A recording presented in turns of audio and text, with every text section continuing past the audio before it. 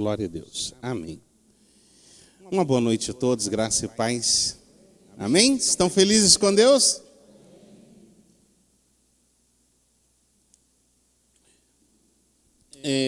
Como a Eva disse, é muito interessante essa passagem, ou essas passagens bíblicas, ou as cartas às igrejas da Ásia, né? Tem algumas coisas que eu gostaria de compartilhar com vocês sobre isso, para dar já um panorama daquilo que Deus quer ministrar e ministrou, né, através do Apocalipse. Então, eu gostaria de que vocês abrissem Apocalipse, capítulo de número 1, dos versos 4 ao verso 8, que é uma dedicatória que o apóstolo João ele faz, né, às igrejas da Ásia, as 7 igrejas, e eu gostaria de compartilhar um pouquinho sobre isso, sobre a visão que hoje nós temos, né? Tanto a visão quanto a revelação que o Senhor nos traz. Amém? Diz assim: João, as 7 igrejas que se encontram na Ásia, graça e paz. Glória a Deus. Esse aqui é melhor. Muito bem. Vou começar de novo a leitura a partir do verso 4. João, as 7 igrejas que se encontram na Ásia, graça e paz a vós outros, da parte daquele que é, que era e que há de vir, da parte dos 7 espíritos que se acham diante do seu trono, e da parte de Jesus Cristo, a fiel testemunha, o primogênito dos mortos e o soberano dos reis da terra, aquele que nos ama e pelo seu sangue nos libertou dos nossos pecados e nos constituiu reino, sacerdotes para o seu Deus e Pai. A ele a glória e o domínio pelos séculos dos séculos. Amém. Eis que venho com as nuvens, e todo olho verá, até quantos os ultrapassaram, e todas as tribos da terra se lamentarão sobre eles, certamente. Amém. Eu sou o Alfa e o Ômega, diz o Senhor Deus, aquele que é, que era e o que há de vir, o Todo-Poderoso. Amém? Amados, quando nós falamos de revelação, porque a própria palavra Apocalipse, ela tem a ver, se você trocar em miúdos, é uma palavra que ela não é portuguesa, mas ela, na tradução, ela é revelação. Então, é a revelação de Deus através de João. E João aí a gente sabe que era aquele adolescente que seguiu Jesus Cristo, quando adolescente, por quê? Preste atenção. Lembrando a vocês que até os 30 anos para o judeu, entenda, na cabeça do judeu, essas pessoas eram tidas como crianças, como adolescentes, como pessoas não aptas, inclusive, para assumir um ministério. Tanto é que Jesus assume o ministério com 30 anos para frente, né? Jeremias, ele vai falar que é isso que eu não passo de uma criança. Jeremias já era para nós hoje, um homem, né? Mas ele fala que ele não passa de uma criança. E aqui a gente entende João. João era o discípulo também chamado de amado, né? E ele era um adolescente. Ele vivia ali às voltas. Eu fico imaginando João com Jesus. Era um discípulo que ele amava tanto Jesus que teve um momento, né, de uma ceia em que ele reclinou a cabeça no peito de Jesus Cristo. Eu faço ideia do carinho que o Senhor Jesus Cristo tinha por esse discípulo amado. Talvez, entenda bem, eu não vou aqui entrar no mérito que se Jesus amou ele mais do que os outros, porque o Senhor não faz acepção de pessoas. Eu não vou entrar Mas ele era chamado, com certeza, de o discípulo amado. E João o amava demais. Entenda, lembra bem que foi a ele que Jesus confiou a sua mãe aos pés da cruz? Nos seus últimos momentos ali da vida, ele disse para ela, disse para ele, em João, no próprio Evangelho do Senhor Jesus Cristo, no conta em João 19, 26 e 27, diz assim: vendo Jesus sua mãe e junto a ela o discípulo amado, disse: mulher, eis aí o teu filho. Depois disse ao discípulo, eis aí a tua mãe. Dessa hora em diante, o discípulo o tomou para casa. A gente não tem muito relato sobre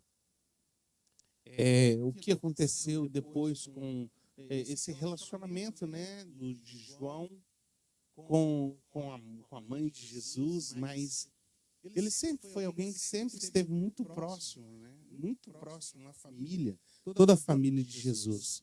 E apesar de muito jovem, dos 12, João foi o único que esteve presente até o final. Vocês já pararam para pensar nisso? João foi o único que foi até os pés da cruz, estava ali e participou de todos os momentos. E para mim isso foi muito marcante, né? É muito, muito tremendo isso. Tanto é que no próprio capítulo 19 de João, diz que quando, pois, versículo 30, quando, pois, Jesus tomou o vinagre, disse, está consumado, tetelestei, né?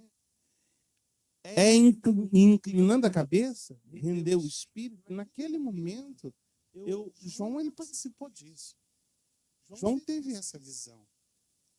E a gente olha para isso, muitas décadas depois, quando João já estava velho, e entenda, todos os discípulos de Jesus passaram por um momento de martírio, né? Nós sabemos aí que vários dos apóstolos foram rasgados ao meio, crucificados de cabeça para baixo, historicamente foram, mas João não. João ele ficou velho, idoso, e ali ele estava na ilha de Pátimo, quando ele então recebeu essa revelação e ele começou então a escrever o livro do Apocalipse. Nós sabemos disso também. Em Apocalipse, capítulo 1, verso 3, tem um texto muito interessante. Diz assim: bem-aventurados aqueles que leem e aquelas que ouvem as palavras da profecia e guardam as coisas nela escritas, pois o tempo está próximo. Quando ele fala sobre isso, ele está falando dessa palavra de Apocalipse, que é um tempo justamente retirado para falar de coisas que são revelação. Eu quero entrar, não vou me ater em falar, né, especificamente sobre cada igreja, porque isso vai ser cada pregador que vai estar falando. Hoje eu quero só trazer um pano de fundo teológico, histórico, entender um pouquinho do que é essa proposta da nossa campanha. Por quê? As igrejas, essas igrejas da Ásia, que todas elas estão hoje na Turquia. Se você visita a Turquia, você vai encontrar os remanescentes arqueológicos dessas igrejas. Todas elas estão ali na Turquia. Isso foi escrito, esses escritos foram em torno mais ou menos do ano 100 depois de Cristo. E para nós, entenda bem, esta palavra é muito importante, deve ser considerada. Por quê? Porque é para nós aqui o entendimento, amados, que foi a revelação de Cristo glorificado. Porque enquanto Jesus Cristo estava aqui, ele falou, e a gente tem esses relatos, mas uma revelação do Cristo já tanto glorificado, estando junto ao Pai, é uma revelação clara para ele que nós temos escrito. Então, não existe algo como essa revelação do livro de Apocalipse, né? E aí a gente vai falar justamente sobre essa dedicatória que ele faz às 7 igrejas da Ásia. Quando ele fala sobre a questão graça e paz a vós outros, da parte daquele que era, o que há de vir, o que é, o que era e o que há de vir. Já pararam para observar que ele começa no verso 3, no verso 4, falando sobre isso, e ele termina no verso 8 falando sobre isso? Ele vai falar sobre, dando clareza, sou eu, é quem falo com vocês. Sou eu, Deus da história. Então, eu quero só fazer um pano de fundo, mais ou menos, não sei quantos de vocês já ouviram ou já leram sobre a questão da interpretação histórica, né? Das 7 igrejas.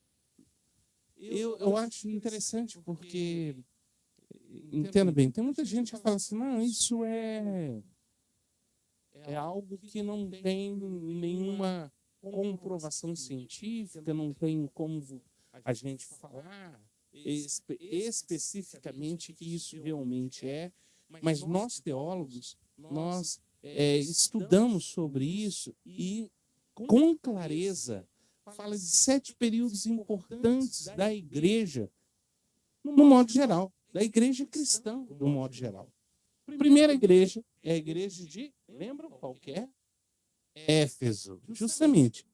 A igreja de Éfeso, ela representa a igreja primitiva, fundada pelos apóstolos a partir do ano 30 até o ano 100, que embora tenha mantido a fé verdadeira, nós sabemos que na época da perseguição, ela começou a se esfriar. E aí a gente entende qual é a mensagem da igreja de Éfeso, que deixou o primeiro amor. A gente entende também já a segunda igreja. A segunda igreja é a igreja de Esmirna. E é uma igreja que ela começou a partir do ano 100. Vamos assim, entenda bem, essas igrejas todas existem naquela época. Na época de João. João escreve para ela. Antes do ano 100. Logo após aí as viagens de Paulo, ele vai fundando essas igrejas, mas eu estou falando aqui de eras teológicas da igreja, entenda bem, trazendo aqui uma perspectiva para as igrejas nessa época. Eu quero que você compreenda isso, tá? Esmirna, então, vai falar sobre as igrejas dos mártires, né? Foi a igreja que foi, de fato, fundada nesse período, época em que os cristãos eles foram levados ao Coliseu para serem devorados pelos leões, queimados vivos como tochas humanas. O significado do seu nome, Esmirna, tem muito a ver com mirra. Eu achei interessante isso. É aquela que tem um cheiro suave. Então eu falava assim, meu Deus, mas imagina uma pessoa queimando com um cheiro suave? Eu acho que não. Mas é o sacrifício que foi feito. E a gente vai entender um pouquinho sobre ela. E compreenda esse momento da Esmirna, trazendo agora como uma reflexão profética, né? Para um tempo depois, até o ano 312 depois de Cristo, que é o ano em que se começa a entender a igreja, entenda bem, como alguém importante para o Império Romano. O Império Romano reconhece a igreja através de Tertuliano, né? A gente sabe de toda essa história e a gente então entende que esse imperador ele toma a religião para si e chama a igreja tem um poder enorme nessa época, e aí começa então a nova profecia para a igreja de Pérgamo, que é a terceira igreja. É uma igreja já chamada Igreja Imperial, cujo nome significa, sabe o quê? Pérgamo. Casamento. Era o casamento da igreja com o poder político. E a gente sabe o que deu isso aí. Como é que deu esse casamento? Representa essa igreja que fez aliança com o paganismo para escapar da perseguição a partir da união da igreja e Estado. A gente sabe que muita coisa aconteceu e muitas pessoas se converteram e trouxeram para dentro da igreja vários entendimentos extremamente complicados para nós hoje.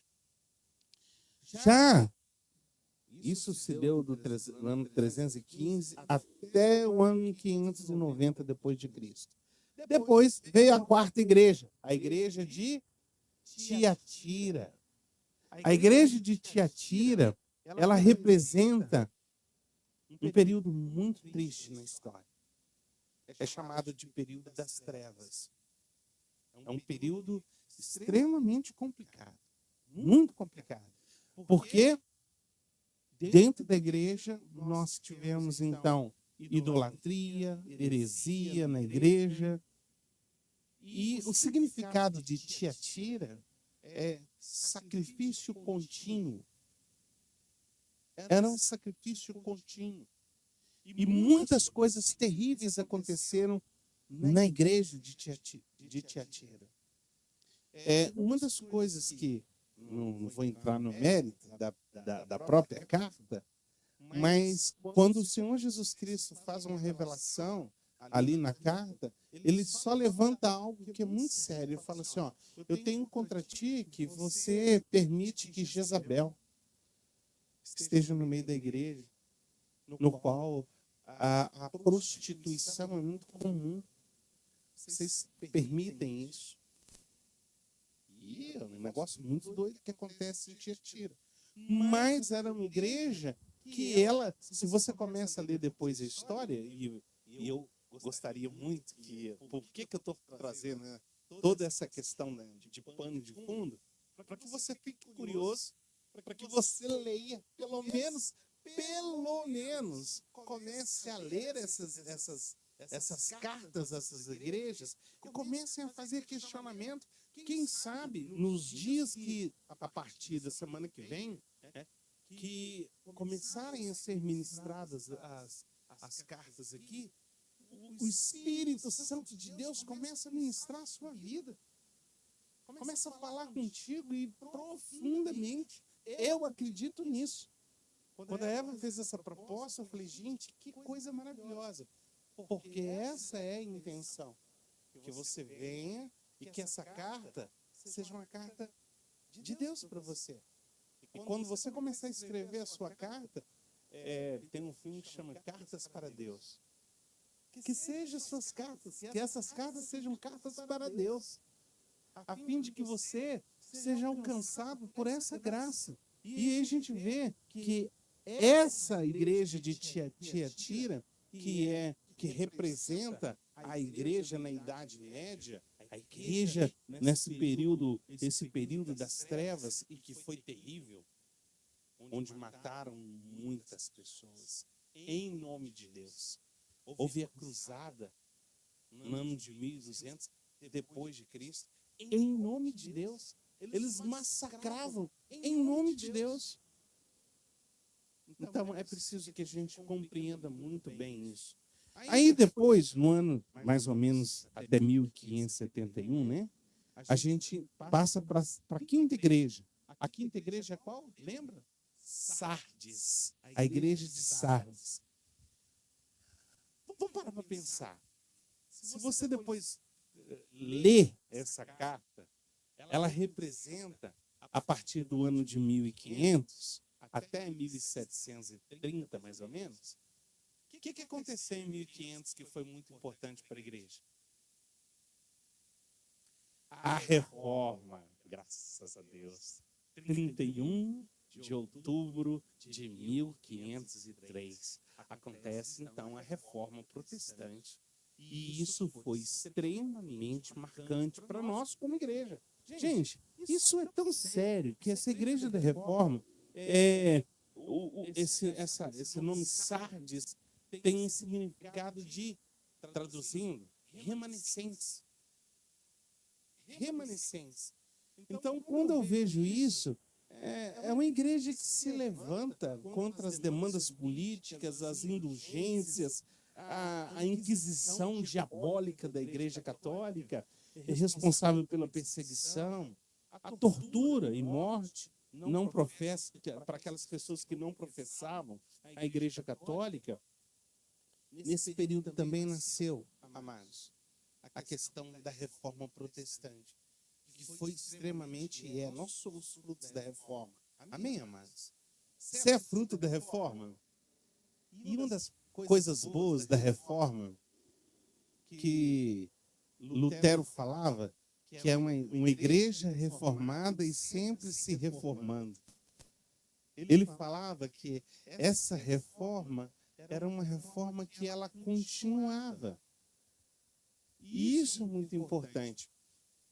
Essa igreja de Sardes, que representa esse período da história, precisa representar cada um de nós. Que nós sejamos sempre essa igreja que está sempre se reformando. Uma igreja que permite ser reformada, ser restaurada. Aí na sexta igreja, a sexta igreja é Filadélfia. Tem a ver com as missões modernas. 1700, 1900 depois de Cristo, foi o período de avivamento. Olha bem, olha a história. Depois da reforma vem um avivamento. E esse avivamento derramado pelo Espírito Santo, onde Deus levantou vários homens e mulheres que foram tremendos, que foram usados. Entre eles, nós falamos aí de John Wesley, falamos aí de Calvino, e vai por aí fora, assim, tantos, né? Que vieram, Spurgeon, vai. Muita gente. Vou indicar de novo. Deixa eu falar com vocês. Tem um livrozinho que eu recomendo, eu gostaria que cada um de vocês lesse. Eu sei que o pessoal não tem costume de ler, mas eu vou recomendar de novo. Heróis da Fé. É um livrozinho muito marcante. Heróis da Fé. Eu só tomo cuidado porque quando você começa a ler ele, quando você começa a lê-lo, uma das coisas interessantes é que você vai começando a ficar com vergonha de você.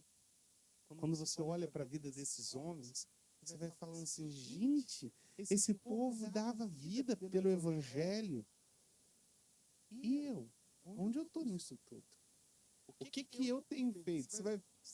O grande sentimento nosso é esse. E por fim, tem a igreja de Laodiceia, que é uma igreja que já representa a igreja na atualidade, desde 1900. E aí não precisa nem falar com vocês como essa igreja é complicada.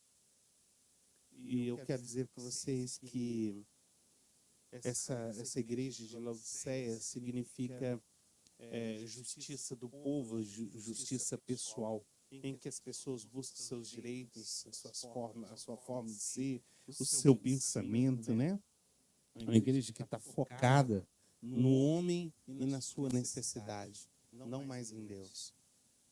E eu quero chamar a atenção de vocês. Essa igreja de Laodiceia é uma igreja, aquela velha história, né? A gente conhece daquilo que passa, mas especificamente a igreja de Laodiceia é uma igreja em que o Senhor, ele chama a igreja a um comprometimento maior e diz assim: porque não és frio e nem quente, és o quê? Morno. Eu estou a ponto de vomitar-te da minha boca. Isso significa uma igreja que a gente tem vivido ultimamente, infelizmente. Uma igreja que precisa repensar os seus caminhos, e quantas vezes nós também estamos dessa forma. Que Deus possa nos abençoar e que nesses dias que estão aí nessas terças-feiras aí que estão à nossa frente, essas últimas 7 terças-feiras, que nós possamos, assim, aproveitar ao máximo. Gente, eu acredito que serão ministrações e dias em que o Senhor estará trazendo, de fato, a palavra dele ao nosso coração. E que vocês possam, em nome de Jesus, abrir os olhos para que possam enxergar a carta de Deus para a sua vida. Em nome de Jesus. Amém? Vamos orar?